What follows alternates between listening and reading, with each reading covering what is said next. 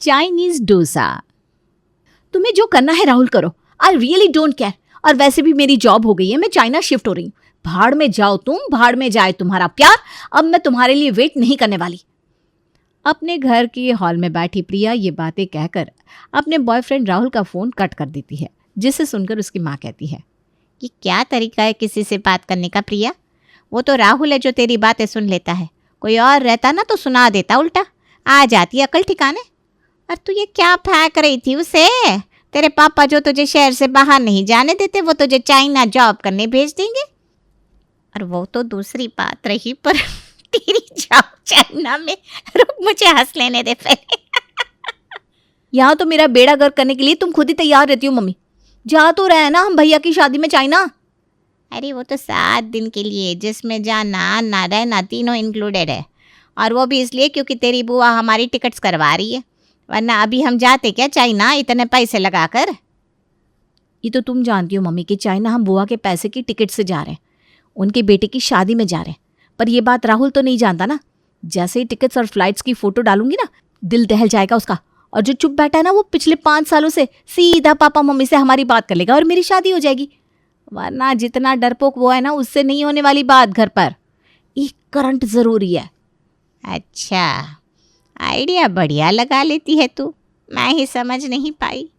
और जैसे ही प्रिया फ्लाइट में बैठती है, न्यू बिगिनिंग लिखकर फोटो अपलोड कर देती है, जिसे देखकर राहुल के तो तोते उड़ जाते हैं। ठीक हुआ तेरे साथ, देख ले निकल गई ना भाभी हाथ से।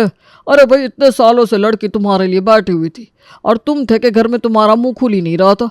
अब वो चाइना में जॉब करेगी, वहाँ कोई अच्छा चीनी लड़का मिल जाएगा, दोनों शादी करके वहीं सेटल हो जाएंगे। ना वापस इंडिया आना होगा, ना राहुल को देखना। अरे मेरी ही गलती हो गई यार, मेरी ही गलती हो गई। मैं तो सेटल हूँ, घर का बिजनेस है। मुझे पहले ही प्रिया से शादी कर लेनी चाहिए थी। अगर उसने जॉब ज्वाइन कर ली तो। और राहुल की टेंशन बढ़ाती हुई अगले ही दिन एक ऑफिस के बाहर की फोटो खींचकर प्रिया अपलोड कर देती है। New life. नहीं नहीं नहीं, तुम मुझसे दूर नहीं जा सकती प्रिया। संकेत, तू दुकान संभाल, मैं अभी आया। घबराता हुआ राहुल भागते हुए नीचे दुकान से ऊपर अपने पापा मम्मी के पास जाता है और कहता है, मम्मी मुझे एक लड़की से प्यार है और शादी करूंगा तो मैं उसी से। उसका नाम प्रिया है और फिलहाल वो चाइना में है। तुमने चाइनीज लड़की पटा ली बेटा? ऐसे संस्कार तो मैंने तुझे नहीं दिए थे। हाँ, तो मेरे बेटे में किसी चीज़ की कमी है क्या? वैसे कैसी दिखती है, क्या करती है? आपको कोई एतराज़ नहीं है मम्मी? आप तो कहती थी कि अपने पसंद की लड़की ले आएगा तो टांग तोड़ दूंगी। अरे बेटा, वो तो मैं पहले कहती थी। अब पढ़ने की उम्र में तू लड़कीबाजी करेगा, ये शोभा देता है क्या? बच्चों को डराने के लिए कहना पड़ता है। खुली छूट दे देती तो तू 16 की उम्र में ही लड़की ले आता। वैसे बिना तेरी कुंडली में लिखा हुआ था छोटी उम्र में तू शादी कर लेगा, इसीलिए हमें सख्ती बरतनी पड़ती थी। मैं तो चला रिश्तेदारों को बताने कि चाइना में रही लड़की को ला रहा है मेरा राहुल। जो लड़के बड़े बड़े कॉलेज में पढ़कर ना कर सके, वो मेरे बेटे ने राशन की दुकान में बैठकर कर दिया। अपने घर वालों को राजी करने के बाद राहुल सीधा प्रिया को फ़ोन करता है। मुझसे बहुत बड़ी गलती हो गई प्रिया, तुम वापस लौट आओ, मैं शादी तुमसे ही करूँगा। पागल हो क्या राहुल? मेरी जॉब है, अभी मैं एग्रीमेंट साइन करने वाली थी। अगर साइन कर दिया होता तो मैं तो 5 साल तक नहीं लौट सकती थी। कितने की नौकरी लगी है तुम्हें? मैं दे दूंगा पैसे, तुम आ जाओ यार प्लीज़। तुम्हें हमारे 5 साल के प्यार का वास्ता, आ जाओ। अब आया ना ऊँट पहाड़ के नीचे। तुमने प्यार का वास्ता दिया है इसलिए लौट रही हूँ, वरना इस बार मैं वापस नहीं आने वाली थी। अब तो बस हर तरफ प्रिया के ही चर्चे थे। आज चाइना से लौटी प्रिया को देखने के लिए राहुल के परिवार के साथ उसके अड़ोस पड़ोस वाले दूर दूर के रिश्तेदार भी आए थे। प्रिया भी कुछ कम नहीं थी। खुद को चाइना रिटर्न प्रूव करने के लिए प्रॉपर चाइनीज कपड़ों में तैयार होकर प्रिया बाहर आती है। हाय हाय, हाउ मैं? शायद प्रिया आपको बुला रही है, माँ कह रही है। नहीं नहीं आंटी जी, मैं मम्मी को नहीं बुला रही हूँ, मेरी गलती होगी। चाइनीज़ में ना मैंने आपको हाय कैसी हैं ये पूछ लिया। वो क्या है ना, चाइनीज़ बोलने की आदत ऐसी हो गई है कि। देख रहे भाई साहब, ये मेरी होने वाली बहू है। आप तो कहते थे राहुल को 70 की उम्र से मैंने गले पर बिठा दिया, क्या कर पाएगा वो। चीन से बहू लेकर आ गया मेरा बेटा, और हमें ताना देने वालों के बच्चों को ना नौकरी मिली ना छोकरी। इतने साल से चीन में रही है कि हिंदी तक बेचारी भूल गई है। कोई बात नहीं बेटा, उतना है।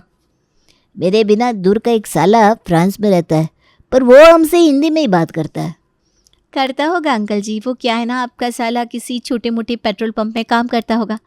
मैं कंपनी में काम करती हूँ ना, वहाँ हमें इसी भाषा में बात करनी होती है, इसलिए। खैर बातों बातों में मैं तो नाश्ता लाना ही भूल गई। ऐसा खाना लाना बहू कि हम खा सके। पता चला तुम वो लंबे लंबे डंडे लेकर आ गई और खाने को दे दिया ताकि हम खा ही ना सके। डंडे? You mean chopsticks? हाँ हाँ, वही वही। वही मैं सोचूं, आपकी बेटी की तो शादी भी नहीं हुई, आपको डंडे कौन मारने लगा? क्या लड़की पसंद की है राहुल ने, ये तो धोती खोल रही है सबकी। मज़ा ही आ गया भाई। चीन और भारत का मिश्रण है मेरे और राहुल की जोड़ी।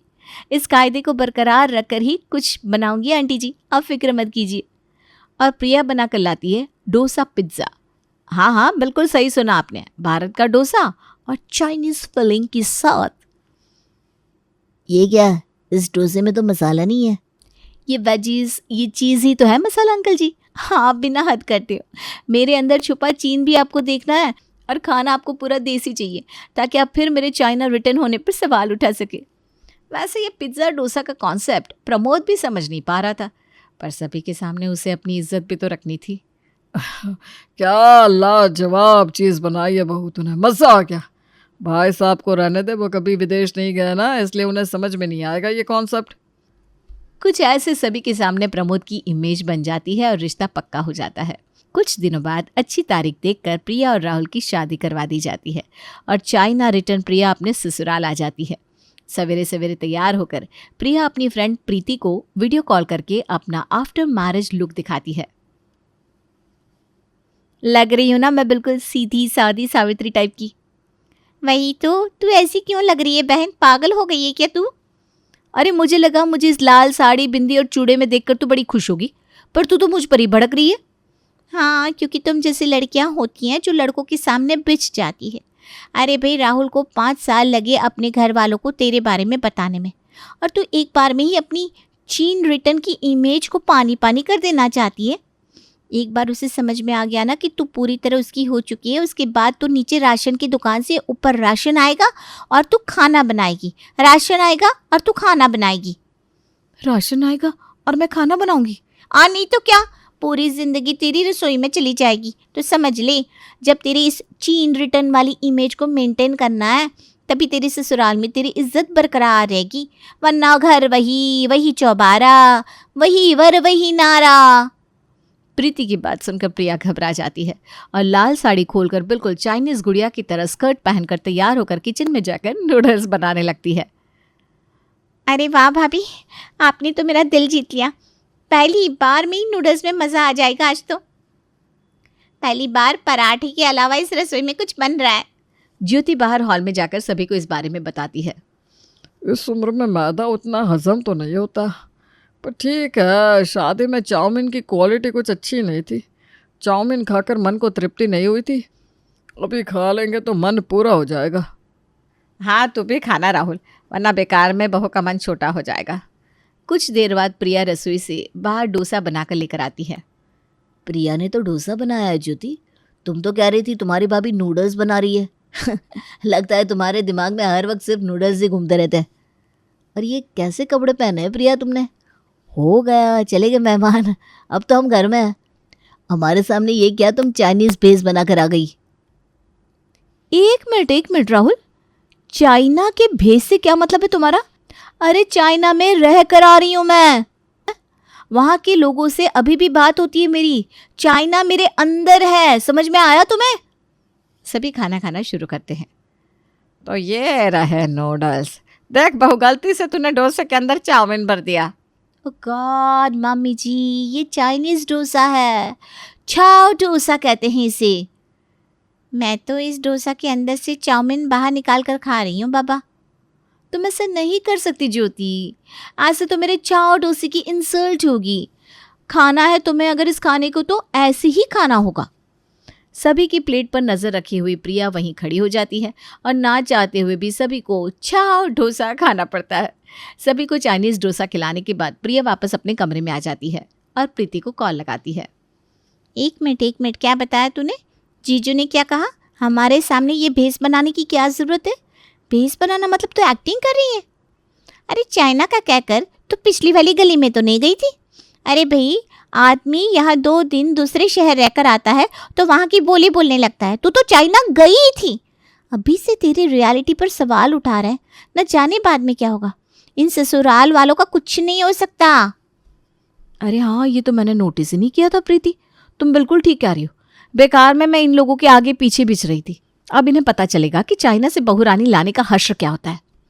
दोपहर को दुकान से आकर राहुल प्रिया से कहता है, एक काम करना प्रिया, आज रात को पैनकेक्स बना लेना। ज्योति का बड़ा मन है, बेचारे का चाउमीन का भी मन रह गया था, तो कम से कम पैनकेक्स तो खा लेगी। हाँ राजा जी, आपके लिए तो मैं केक्स बना ही दूंगी। रात को सभी खाने के टेबल पर बैठे खाने का इंतजार कर रहे थे और प्रिया सभी के लिए बनाती है चाइनीज डोसा केक। ये क्या है भाभी? सफ़ेद पैनकेक? हाँ, हमारे चाइना में ना ऐसे ही डोसे के बैटर से पैनकेक बनते हैं। फिर तो ये पैनकेक क्या हुई? ये तो इडली हो गई। इडली मीठी होती है क्या? ये मीठी है। हे राम, अब ऐसे इडली समझ के खाना भी मुश्किल है। बेड़ा गर्क कर दिया तूने बहू। अब तू चाइना में नहीं है, आ गई है तू वापस। अब ये तेरा ससुराल है, भूल मत। हर वक्त हम चुपचाप तेरे चाइनीज डोसे की वैरायटी खाते रहते हैं। इसका यह मतलब थोड़ी ना है कि तू इस हद तक गिर जाएगी। अब से चाइनीज डोसा बनाने की कोई ज़रूरत नहीं है, मैं नहीं खाने वाली। ऐसा कहकर आज पहली बार हमेशा अपनी बहू को सपोर्ट करने वाली मनीषा गुस्से में कमरे में चली जाती है। पर प्रिया को तो ज़रा भी पछतावा नहीं होता। अगली सुबह मनीषा ही सभी का नाश्ता बनाती है, जिसे देखकर प्रिया को बड़ा बुरा लगता है और वो सोच में पड़ जाती है। मुझे अपने ससुराल में अपनी इज्जत रखनी थी, मम्मी जी को रसोई में थोड़ी ना भेजना था। अब क्या करूं, समझ में नहीं आ रहा। प्रीति से ही बात करनी होगी। और परेशान प्रिया प्रीति को कॉल लगाती है और हमेशा की तरह प्रिया के जीवन में तीली लगाने वाली प्रीति एक नए आइडिया के साथ तैयार हो जाती है। तेरे ही आइडिया के कारण आज मेरी और राहुल की शादी हो पाई है प्रीति। अब मेरे ससुराल के ड्रामे को भी तू ही ठीक करेगी। मुझे बताना यार प्रीति, क्या करूं मैं? तेरे कहने पर मैं चाइनीज़ तो बनाती रही, पर आज तो हद ही हो गई। मेरी सास खुद ही किचन में चली गई और नाश्ता बना लिया। और अगर मुझे काम करने का मौका नहीं मिलेगा तो कैसे मैं सबको ये दिखा पाऊंगी कि मैं चाइना रिटर्न हूँ। घर में सभी साथ में रहते हैं, इसलिए कुछ भी बोलेगी तो तू ही फंसेगी। सबसे पहले राहुल पर अटैक कर। दोपहर को उसे खाना खाने ऊपर आने ही मत दे और कोई डिश बनाकर तू ही दुकान पर ले जा। अब स्टाफ को भी तो पता चले भाई भाभी विदेश से आई है। बेसन के डोसे के अंदर समोसे भरकर प्रिया नीचे राहुल के पास दुकान में ले जाती है और राहुल के साथ साथ कस्टमर और स्टाफ को वही डोसा खिलाती है। डोसे के अंदर बहुत कुछ देखा है, पर ये समोसा पहली बार देख रहा हूँ भाभी। देख लिया राहुल, एक बाहर वाले हैं जो मेरे चाइनीज डोसे की तारीफ करते हैं और एक तुम हो जिसे मेरा डोसा ही नहीं खाना। अरे भाई, अब मैं विदेश से आई हूँ तो इसमें मेरी क्या गलती? मंद बुद्धि हो तुम, मंद बुद्धि। तुम्हें समझ में नहीं आ रहा, सब तुम्हारा मजाक उड़ा रहा है। धीरे धीरे राहुल और प्रिया के रिश्ते बिगड़ने लगे थे और रात को मनीषा को भी अपनी बहू को डांटने का अफसोस होता है और वो प्रमोद से कहती है, कुछ ज़्यादा ही कह दिया मैंने बहू से। अगर वो चाइना से आई है तो उसमें उसकी क्या गलती?